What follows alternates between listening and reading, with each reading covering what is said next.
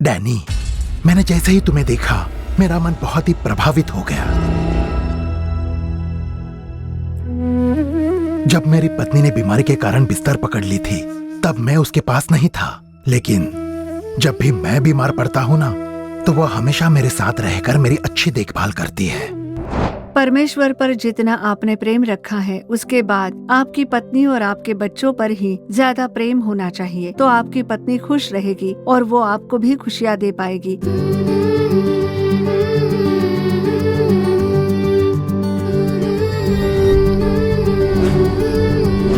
खुशहाल परिवार।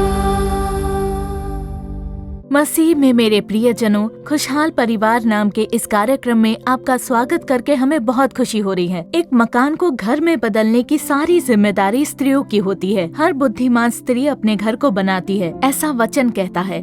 घर को बनाने की एक बहुत ही महत्वपूर्ण जिम्मेदारी प्रभु ने स्त्रियों को दी है। परिवार में आशीष आने के लिए और देश में बेदारी के लिए सबसे पहले स्त्रियों के बीच में एक बेदारी आनी बहुत जरूरी है। ऐसे प्रभु ने भाई मोहन सी लाजरस को इस खुशहाल परिवार के नाम में एक योजना बना कर दी है। ये स्त्रियों के लिए स्त्रियों द्वारा चलाया जाने वाला एक कार्यक्रम है। लगातार इस कार्यक्रम को देखिए और प्रभु के नाम की महिमा कीजिए। तो आइए अब देखते हैं ज्योति बहन कार्यक्रम खुशहाल परिवार।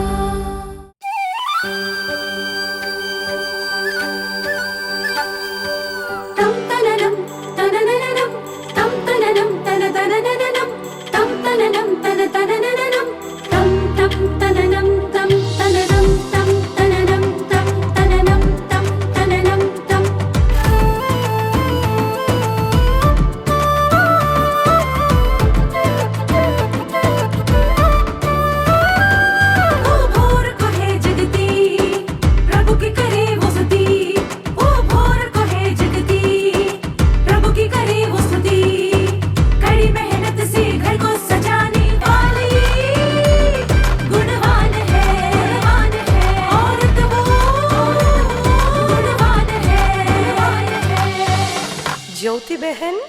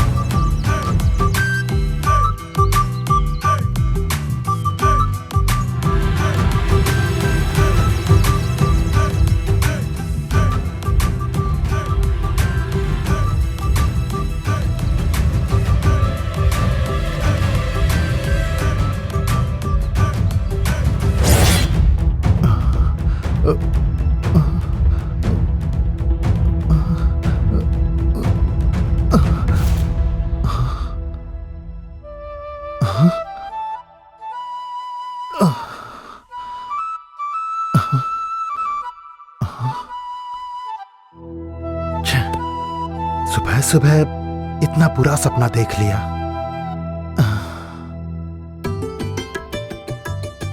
अच्छा, जाग गए आप? क्यों, क्या हुआ? आप रात में काफी देर से सोए थे और अब जल्दी जाग गए, इसीलिए पूछा।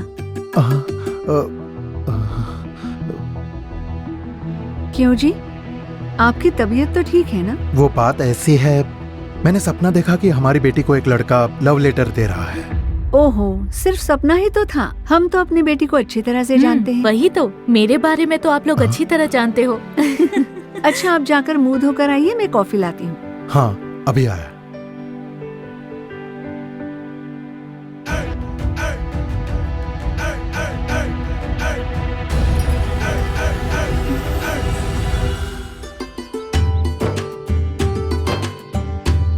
ये लीजिए कॉफी। हाँ, लाओ।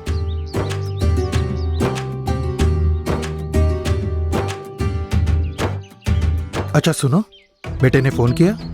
हाँ, किया था। उसने कहा कि लौटने में उसे 2-3 दिन लग सकते हैं। अच्छा, सब ठीक है ना वहाँ पर? हाँ, उसके दोस्त तो है उसके साथ और उसके सर भी तो है उसके साथ। सब ठीक होगा, आप कॉफी तो पीजिए।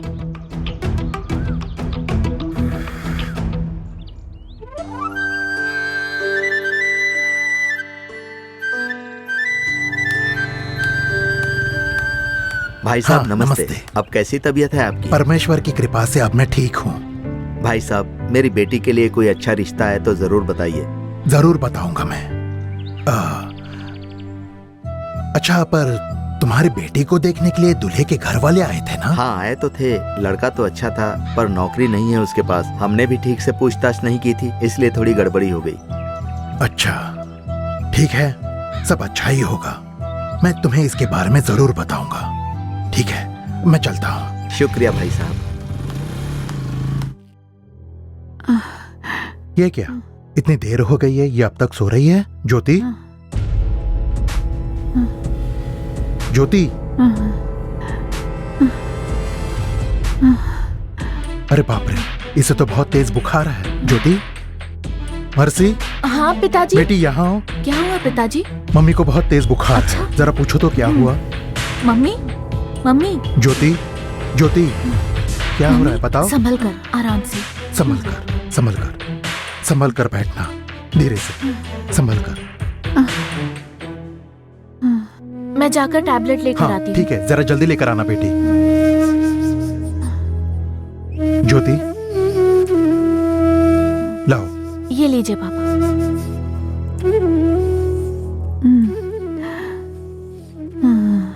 ज्योति, ये लो, ये टैबलेट खा लो।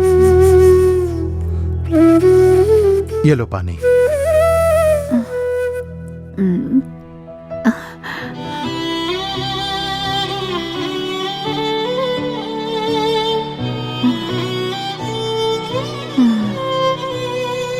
पापा, मैं आज कॉलेज से छुट्टी ले लेती हूँ। मैं मम्मी को संभाल लूंगी। हाँ, एक मिनट बेटी।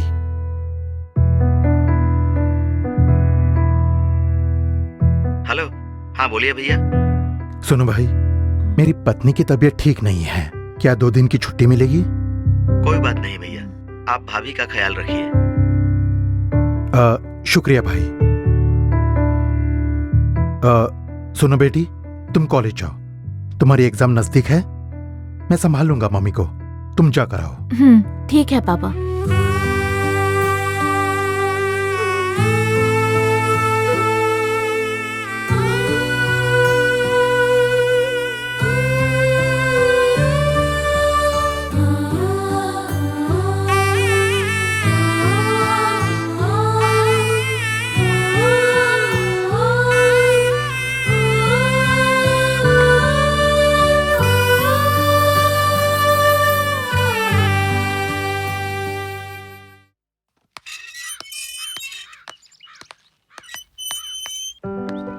भाई साहब, कैसे हो? हाँ बिल्कुल ठीक हो। क्या हुआ डैनी, आज काम पर नहीं गए तुम?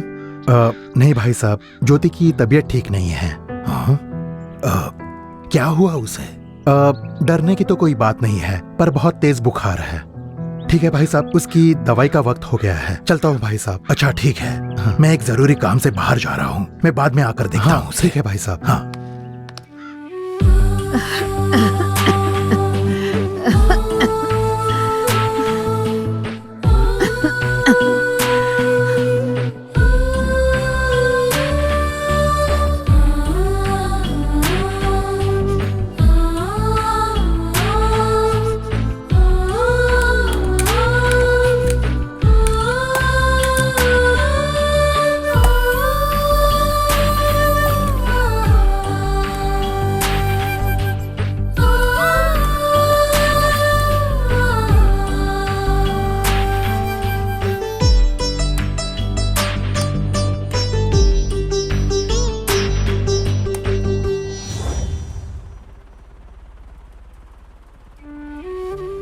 सुनिए जी, अब मुझे बेहतर लग रहा है, आप काम पर जाइए। मैं वहाँ काम कैसे कर पाऊंगा? आज एक दिन मैं तुम्हारे साथ ही रहता हूँ, फिर कल से काम पर जाता हूँ। पापा, मैं आज कॉलेज से छुट्टी ले लेती हूँ। आज मैं घर पर ही रहती हूँ। मर्सी, तुम रहने दो, तुम्हारी परीक्षाएं नजदीक है। डैडी घर पर रहकर संभाल लेंगे, तुम जाओ कॉलेज। ठीक है पापा। ज्योति, तुम पूरी तरह से ठीक हो जाओ, फिर मैं काम पर चला जाऊंगा। आइए भाई साहब, आइए। आइए भाई साहब। ये लो। इसकी क्या जरूरत थी? बैठिए। अरे तुम बैठो। आपकी तबीयत कैसी है भाई साहब? ज्योति, मैं बिल्कुल ठीक हूँ।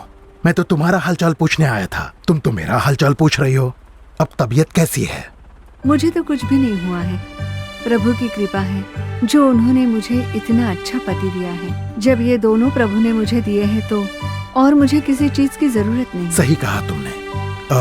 डैनी, मैंने जैसे ही तुम्हें देखा मेरा मन बहुत ही प्रभावित हो गया।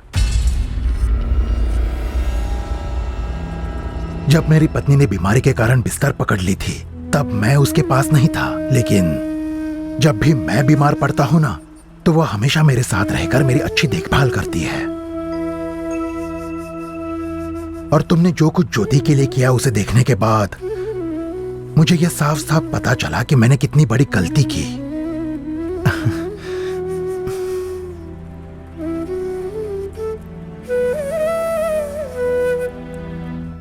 क्यों भैया, आपने अपनी पत्नी के इलाज के लिए मुझसे पैसे लिए थे ना? हाँ बहन जी, सच में मेरी पत्नी की तबीयत ठीक नहीं है। वो तो ठीक है, पर उन पैसों का आपने क्या किया? शराब में उड़ा दिए ना?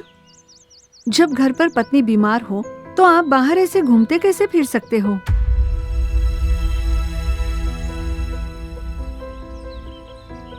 भैया, अगर आपकी तबीयत खराब हो तो क्या आपकी पत्नी एक पल भी आपसे दूर गई है?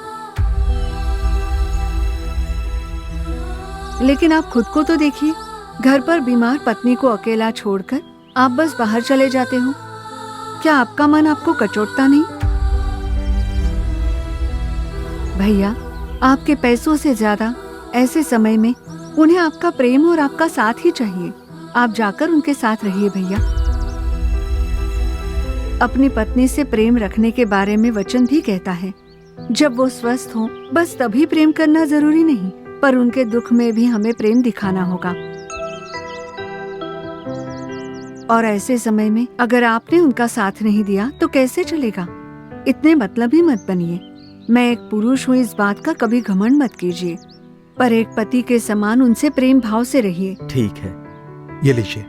नहीं, रहने दीजिए। अरे रख लीजिए। रख लीजिए। ये पैसे आपकी पत्नी के इलाज के ठीक है लिए। भैया, चलता हूँ। ज्योति। हाँ चलिए। क्या हुआ डैनी? लगता है कुछ याद कर रहे हो तुम।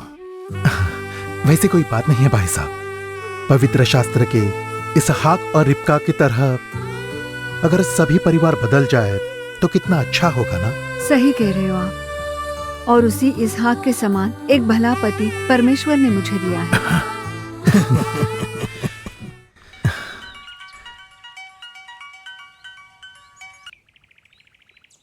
हेलो,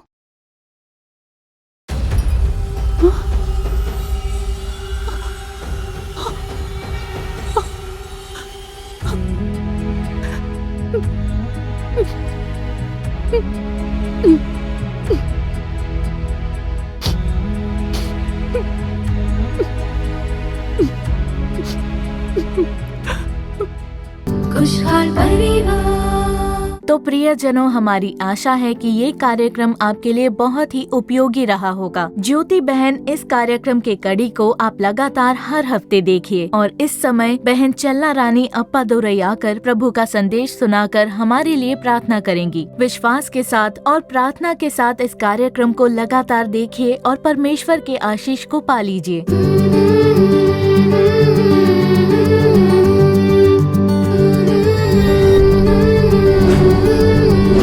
खुशहाल परिवार। यीशु मसीह के महान नाम में आप सभी को मेरा प्रेम भरा अभिवादन। खुशहाल परिवार इस कार्यक्रम के द्वारा आपसे मिलकर मुझे बहुत खुशी हो रही है। तो मेरे प्रियजनों, आज खुशहाल परिवार कार्यक्रम में आपने ज्योति बहन कार्यक्रम देखा। जब पत्नी बीमार होती है, अस्वस्थ रहती है, तो पति को उन्हें कैसे संभालना चाहिए, उनसे कैसे प्रेम भाव के साथ रहना चाहिए, कैसे उनकी सहायता करनी चाहिए, उसके बारे में इस कार्यक्रम में आपने देखा।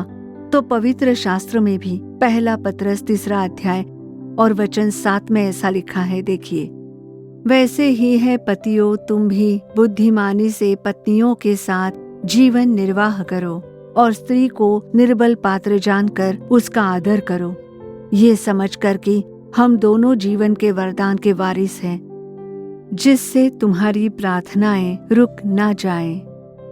तो यहाँ प्रभु के वचन साफ साफ कहते हैं, कि पत्नी निर्बल पात्र है, इसीलिए पति को बुद्धिमानी से काम करना चाहिए। और उतना ही नहीं, उन्हें निर्बल पात्र जानकर उनका आदर करो। इसके बारे में भी प्रभु का वचन कहता है। तो मेरे प्रियजनों, घर की एक सदस्य के तौर पर स्त्री पर काफी जिम्मेदारी होती है। घर पर खाना बनाने का सारा कार्य उन्हें ही देखना पड़ता है। घर पर जितने भी सदस्य हैं उनके पसंदीदा भोजन बनाने पड़ते हैं। और उतना ही नहीं, घर के सभी के कपड़े धोकर स्वच्छता रखनी पड़ती है और फिर घर की देखभाल करनी होती है, घर की साफ सफाई की जिम्मेदारी, ऐसी कई जिम्मेदारियां हैं। और बस उतना ही नहीं, बच्चों की पढ़ाई देखनी होती है, बच्चों के भविष्य के बारे में सोचना पड़ता है। बच्चे जब बड़े होते हैं उनके विवाह संबंधी कार्य देखने पड़ते हैं। तो ऐसी कई जिम्मेदारियां घर की स्त्री पर होती है। और घर खर्च की सारी योजना सोच समझकर ही स्त्री को बनानी पड़ती है। और उसमें से बचत करने की जिम्मेदारी भी पत्नी पर होती है, क्योंकि प्रभु का वचन कहता है कि हर बुद्धिमान स्त्री अपने घर को बनाती है। तो परिवार के मुख्य सदस्य के रूप में स्त्री को ये सारी चीजें करनी पड़ती है। तो जब किसी पर इतनी सारी जिम्मेदारियां होती हैं, तो तबीयत तो खराब होगी ही ना। तो ऐसे समय में घर के जो मुखिया हैं उन्हें अपनी पत्नी की देखभाल और फिर सहायता करनी चाहिए। उनके साथ प्रेम भाव से पेश आए। और बस उतना ही नहीं, जितना आपसे बन पड़े खाना पकाने में भी आप सहायता करें। आज सेवकाई में मैं देखती हूँ कई सारी बहनें आकर कहती हैं कि मेरे पति सारी सब्जियां काट कर देते हैं, खाना बनाने में मेरी सहायता करके खाना बनाने का काम आसान कर देते हैं वो, इसीलिए घर पर जल्दी खाना बन जाता है। और जो बहनें काम पर जाती है वो कहती है मेरे पति मुझे इतना काम करते हुए देखते हैं, बच्चों के मामले में, खाना पकाने के मामले में, घर पर सब कुछ जल्दी से बनाकर जिम्मेदारी के साथ मुझे भी काम पर जाने के लिए वो बहुत ही सहायता करते हैं। तो मेरे प्रियजनों, आप जो घर के मुखिया हो, तो जितना आपसे बन पड़े खाना पकाने के बारे में या परिवार के अन्य कार्य, उनमें जब आप अपनी पत्नी की सहायता करते हो तो आपकी पत्नी बहुत ही खुश रहती है और उससे उन्हें बड़ी सहायता मिलती है। पहले शमूएल 1 अध्याय जब उसकी ओर हम देखते हैं, वहाँ एल्काना के बारे में कहा गया है। हन्ना के बच्चे नहीं थे, इसीलिए हन्ना में उसकी वजह से एक बहुत बड़ा दुख रहता था। और बस उतना ही नहीं लिखा गया है कि पनिन्ना हन्ना को चिढ़ाती थी और उसके चिढ़ाने के कारण, उसकी निंदा करने के कारण हन्ना बहुत ही दुखी थी और उसे बहुत वेदना हुई। और जब एल्काना ने ये देखा तब वो हन्ना के पास आते हैं और कहते हैं कि तुम क्यों रोती हो। देखिए कितने प्यार से कहा उन्होंने, तुम क्यों रोती हो। और उनकी उस बात ने हन्ना को बहुत ही खुश कर दिया। तो आज हो सकता है इस कार्यक्रम को देखने वाली आप जो प्यारी बहनें हैं, आप भी उसी तरह बच्चे के लिए प्रार्थना करने वाली हो सकती हो। उस तरह के परिवार में से जो परिवार के मुखिया हैं, वह एल्काना की तरह उनकी देखभाल कीजिए। तुम क्यों रोती हो?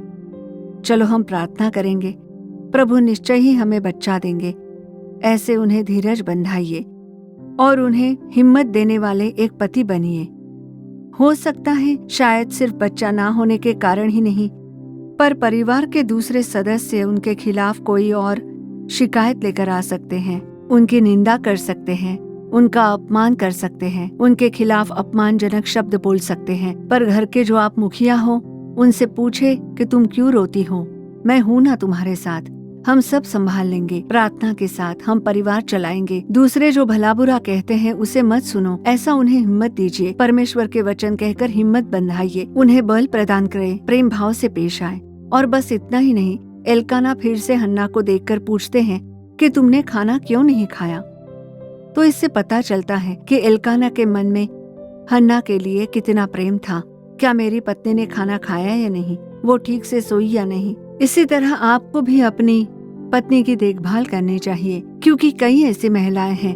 अब हम सेवकाएं करते हैं, इसलिए कई सारी महिलाएं आकर हमसे ये बताती है कि इस दुख और वेदना के बीच में हम खाना नहीं खा पाते, हमारे आगे खाना होता है पर हम उसे नहीं खा पाते, ऐसा कहने वाली महिलाएं हैं। और कुछ को देखिए, गरीबों के कारण सिर्फ मेरे पति और बच्चों को खाना मिल जाए काफी है, मैं बस एक बार का खाना खा लूंगी। इस तरह ठीक से खाना न खाते हुए अस्वस्थ बनकर घर को संभालने वाली कई महिलाओं को मैंने देखा है। ऐसी स्थिति से गुजरने वाली जो महिलाएं हैं, उन्हें उनके पति के जो घर के मुखिया हैं, उनकी आप हमेशा देखभाल कीजिए। पूरा परिवार मिलकर साथ आए, मिलकर प्रार्थना करे और मिलकर बैठकर खाना खाने की आदत डालिए।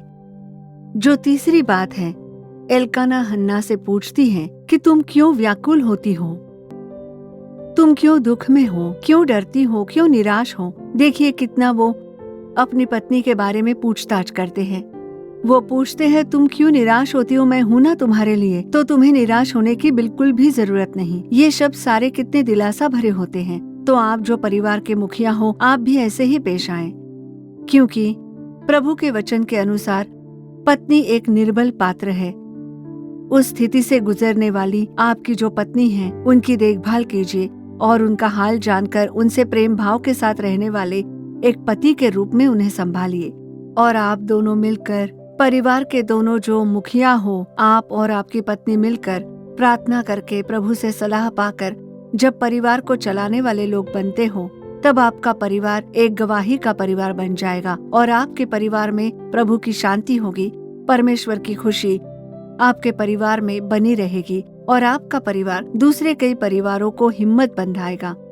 प्रभु आपके परिवार को आशीष का पात्र बनाएंगे। और आखिर में मैं कुछ कहना चाहती हूँ। इफिसियों अध्याय 5 और वचन 25 में ऐसा लिखा है कि हे पतियों, अपनी अपनी पत्नी से प्रेम रखो, ऐसा लिखा है। तो प्रियजनों, कहा जाए तो परमेश्वर पर जितना आपने प्रेम रखा है, उसके बाद आपकी पत्नी और आपके बच्चों पर ही ज्यादा प्रेम होना चाहिए। जब आप प्रेम भाव के साथ पेश आने वाले घर के मुखिया बनते हो, तब आपकी पत्नी चाहे जिस किसी मार्ग से क्यों न गुजरे, परेशानी, संकट, क्लेश, व्याकुलता जिस किसी मार्ग से होकर क्यों न गुजरे, वैसे मार्गों पर अगर परिवार के मुखिया का प्रेम पूरी तरह से अपनी पत्नी पर होता है, तो वो संकट, क्लेश, निराशा, दुख सभी पर आसानी से विजय पा सकते हैं। तो इसीलिए परमेश्वर के बाद अपनी पत्नी और बच्चों पर प्रेम रखिए। आपका परिवार एक खुशहाल परिवार बनेगा। आपकी पत्नी स्वस्थ रही तभी आपका परिवार स्वस्थ रहेगा। जब आपकी पत्नी बिल्कुल स्वस्थ रहकर उनके प्राण में खुशी और आनंद छाई रहेगी, तभी तो वो आपकी भी अच्छे से देखभाल कर पाएगी, आपके बच्चों को प्रभु में ठीक से चला पाएगी। तो अगर उनका शरीर कमजोर हो जाता है तो आत्मिक रूप में भी कमजोरी आ जाती है। तो आप परिवार के जो मुखिया हो, परमेश्वर के बाद अपना सारा प्यार अपनी पत्नी और बच्चों को दीजिए। अगर आप प्रेम भाव से पेश आने वाले परिवार के मुखिया हो, तो आपकी पत्नी खुश रहेगी और वो आपको भी खुशियाँ दे पाएगी। सारे कार्यों में वो आपकी देखभाल करेगी। आपके बच्चों का भविष्य बहुत ही उज्जवल रहेगा। बच्चों को वो प्रभु में चलाएंगी। आपके बच्चों में शांति बनी रहने के लिए आप पर सदा वो कृपा बनी रहेगी। अब देखिए, मैं आपको एक गवाही के बारे में बताना चाहती हूँ। एक प्यारी बहन जिनका नाम था सुगंधी, प्रभु से बहुत प्रेम करती थी। उद्धार हो चुका था, अभिषेक पाया था उन्होंने, प्रभु की सेवा करती थी वो बहन। वो सेवकाई में मीटिंग का आयोजन करती थी, प्रार्थना के साथ रहती थी और उनके पति एक ऊंचे ओहदे पर थे, अच्छी ऊंची पदवी थी उनकी, अच्छी नौकरी पर थे वो भाई साहब। वो जब ऑफिस का काम पूरा करके घर लौटते थे तो काम की थकावट एक और रहती थी और काम की समस्या के कारण वो अपना सारा गुस्सा घर आकर अपनी पत्नी पर उतारते थे। अब वो बहन प्रार्थना करने वाली एक बहन थी, तो उस स्थिति को प्रार्थना करते हुए संभालती गई, पर हर एक चीज की सीमा होती है, इसीलिए वो उसे सहन नहीं कर पाई। अब कुछ दिनों के पहले वो बहुत ही बीमार हो गई थी। पिछले ही साल अब वो अगस्त का महीना था, शायद बहुत कमजोर हो गई थी वो। जब उन्होंने जाकर डॉक्टर को दिखाया, सारी जांच करवाई, सभी टेस्ट बिल्कुल नॉर्मल थे, पर सिर्फ उनका जो ब्लड प्रेशर था उसमें काफी उतार चढ़ाव थे, जिसके लिए लगभग 1 महीने उन्होंने दवाइयाँ खाई। लेकिन जितना भी इलाज करवाया उन्होंने, उसके लिए जो भी डाइटिंग करके देख ली, पर उनका ब्लड प्रेशर था वो बिल्कुल नॉर्मल नहीं हुआ। तब जानते हो डॉक्टर ने क्या कहा? कोई दवाई इन्हें स्वस्थ नहीं कर पाएगी, पर आप अगर प्रेम भाव के साथ बर्ताव करते हुए उनकी देखभाल करोगे, उतनी ही जल्दी ये स्वस्थ होगी और इन्हें आराम मिलेगा। क्योंकि उस डॉक्टर ने जब उस बहन से बात की, तब उन्होंने काफी कुछ समझ लिया और उन्होंने उस पति को सलाह दी। तो उस दिन उस परिवार के मुखिया ने उस डॉक्टर से कहा कि सच है कि मैंने गलती की है, अब मुझे एहसास हुआ है, ऐसा क्या करूं। उन्होंने अपने आप को बदल दिया। ऑफिस के कार्य ऑफिस में ही रख लीजिए, उसे घर पर लाने की जरूरत नहीं। प्रार्थना के साथ ऑफिस के कार्य ऑफिस में ही खत्म कर दीजिए। और तब से देखिए, वो भाई साहब कभी भी ऑफिस का काम घर पर नहीं लाते थे, उसके बारे में सोचते भी नहीं। पत्नी के साथ समय गुजारते, घर पर प्रेम भाव से रहते, बच्चों के साथ समय बिताते। तब उनका बीपी खुद ब खुद नॉर्मल हो गया। तो जब घर के मुखिया का प्रेम कम होता है, तब ही उनकी पत्नी का स्वास्थ्य खराब हो सकता है। यही मुख्य कारण होता है। इसीलिए प्रभु के वचन के अनुसार, हे पतियों, अपनी अपनी पत्नी से प्रेम रखो। इस वचन के अनुसार जब प्रेम भाव से बर्ताव करोगे, तब आपके परिवार के द्वारा प्रभु की महिमा होगी और प्रभु आपको एक गवाही भारत खुशहाल परिवार प्रदान करेंगे। आपके परिवार में वो आशीष भरने के लिए अब हम प्रार्थना करेंगे। स्तुति करते हैं राजा, धन्यवाद के साथ हम आपकी स्तुति करते हैं, आपको धन्यवाद देते हैं। धन्यवाद प्रभु, आपका धन्यवाद प्रभु। धन्यवाद के साथ आपकी स्तुति करते हैं। परिवार आपके द्वारा हमेशा खुशहाल बना रहे, परिवारों द्वारा आपके नाम की महिमा हो। परमेश्वर, आपने आज जो सलाह दी है उसके लिए दिल की गहराई से आपको धन्यवाद देते हैं प्रभु। इस सलाह के द्वारा हर एक घर के मुखिया को एहसास हो, उसलिए परमेश्वर का पवित्र आत्मा कार्य करने के लिए हम प्रार्थना करते हैं। परमेश्वर, घर के जो मुखिया है वो अपनी पत्नी के साथ प्रेम भाव से पेश आए, उनकी देखभाल करे, वैसी एक स्थिति उत्पन्न करने के लिए हम आपके सामने प्रार्थना करते हैं प्रभु। आज के इस दिन हर एक परिवार के मुखिया को आपके हाथों में समर्पण करते हैं प्रभु।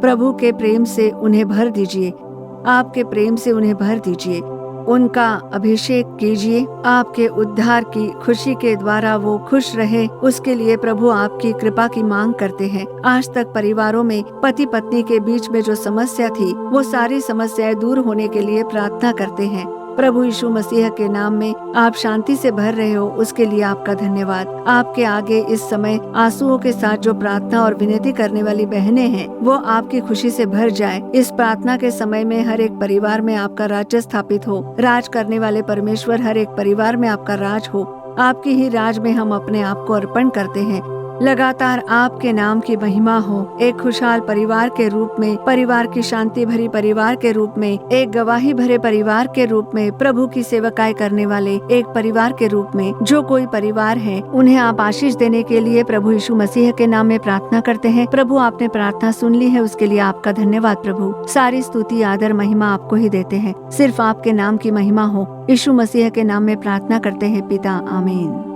खुशहाल परिवार।